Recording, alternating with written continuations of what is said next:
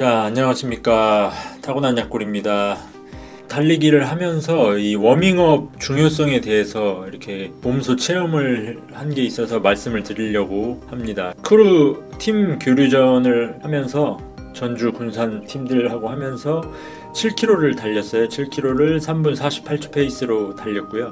달리면서 느낀 점이 있어요. 7km 3분 48초 페이스가 지금 생각해보니까 제가 10km 대회 때 나갔을 때보다 훨씬 힘들었거든요. 느낌상.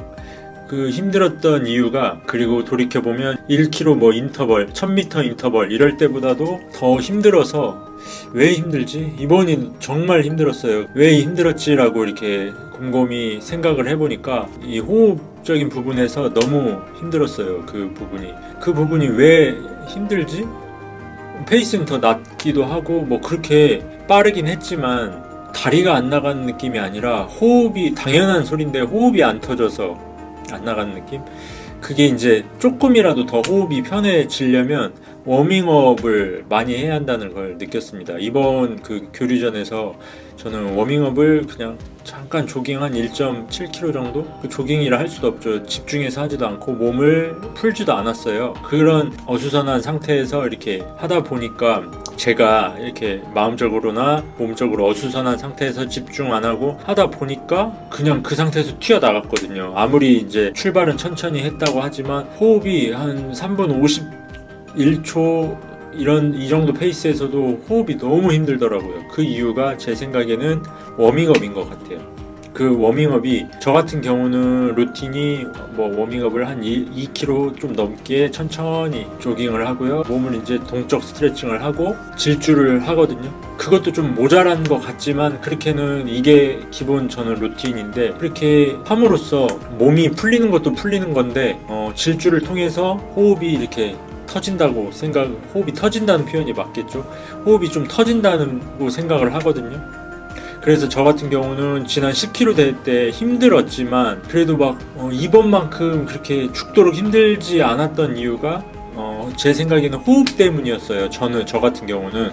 그러면 그때를 떠올리고 그 전 상황, 예전에도 떠올려 보면 충분히 몸을 푼 상태에서 달리면 몸도 풀려있고 다리가 자연스럽기 때문에 힘이 좀 덜 들어가는 느낌이고, 그래서 호흡이 좀 덜 힘든 것 같아요. 물론 오늘 같은 경우 아무리 몸을 풀고 아무리 막 질주를 통해서 했어도 기록은 아마 거의 비슷했을 거예요. 똑같았을 텐데 호흡을 좀 더 편안하게 가져가려면 제 생각에는 이 워밍업을 충분히 해야 한다고 생각합니다. 그 중에서도 저는 제 생각에는 여러 번의 질주나 조금 빠른 스피드로 순간 탁 나가서 호흡을 약간 가쁘게, 힘들 수준으로 하는 게 중요한 것 같아요. 제가 예전에 영상 한번 올렸었는데 그때 막 100m 잰다고 13초 9 뭐 이렇게 잰다고 100m 질주를 여러 번 하고, 되게 좀 그게 워밍업을 조금 그때는 오버했지만 워밍업을 많이 공교롭게 그 질주를 많이 한 상태에서 조금 쉬었다가 한 5분 정도 쉬었다가 한 3분 50초에서 55초 페이스로 이렇게 러닝을 한 적이 있어요. 그 영상이 있는데 되게 그때 편안했거든요. 호흡이.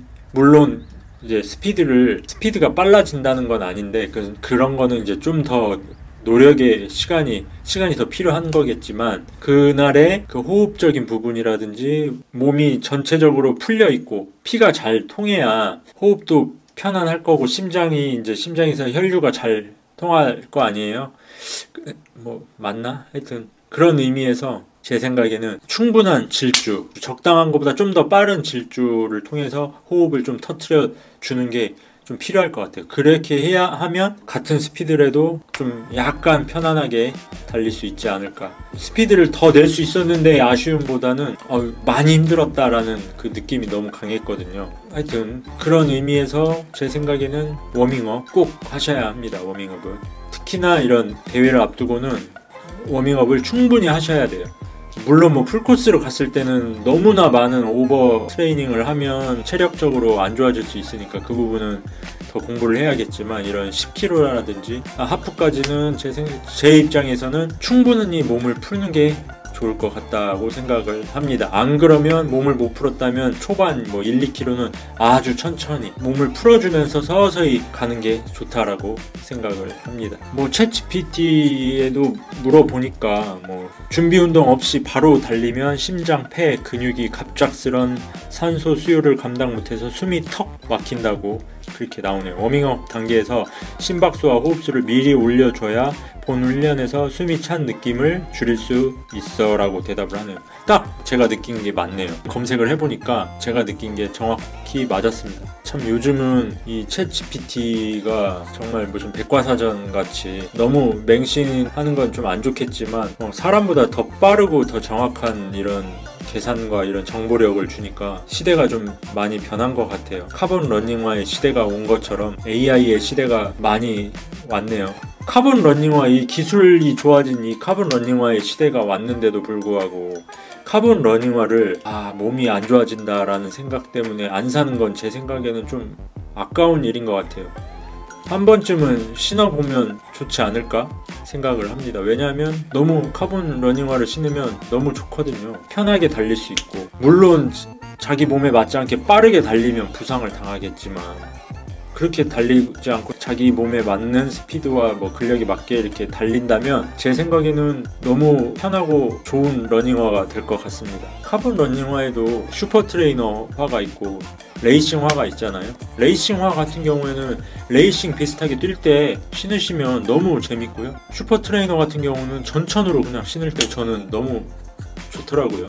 그렇게 생각을 합니다. 어찌됐든 말이 밖으로 옆으로 샜는데 워밍업 충분히 하십시오. 자, 그러면 여러분들 운동 열심히 하시고요. 워밍업 충분히 한다고 해서 부상 당할 일 없으니까 오히려 부상도 방지하겠죠. 다들 화이팅 하시고요. 이상 타고난 약골이었습니다. 다음에 뵐게요. 화이팅!